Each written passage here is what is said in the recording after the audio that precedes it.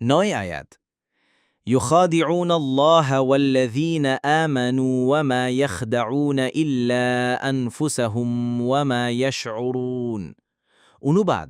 আল্লাহ এবং মুমিনদেরকে তারা প্রতারিত করে বস্তুত তারা নিজেদেরকেই নিজেরা প্রতারিত করছে অথচ তারা তা বুঝে না 1 নং ফুটনোটের বিবরণ উপরোক্ত দুটি আয়াতে মুনাফিকদের সম্পর্কে মন্তব্য করা হয়েছে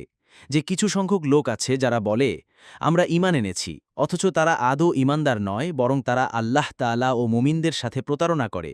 কিন্তু প্রকৃতপক্ষে তারা নিজেদেরকে ছাড়া অন্য কাউকেই প্রতারিত করছে না এতে তাদের ঈমানের দাবিকে মিথ্যা প্রতিপন্ন করা হয়েছে যে তাদেরই দাবিও মূলত প্রতারণামূলক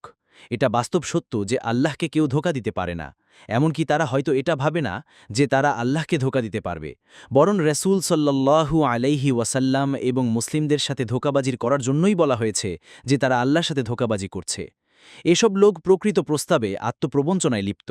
কেননা আল্লাহ তাআলা সমস্ত ধোঁকা ও প্রতারণার ঊর্ধ্বে অনুরূপ তার রাসূল এবং মুমিনগণও ওহির বদৌলতে ছিলেন সমস্ত ধোঁকা প্রতারণা থেকে নিরাপদ কারো পক্ষে তাদের কোনো ক্ষতি করা ছিল অস্বাভাবিক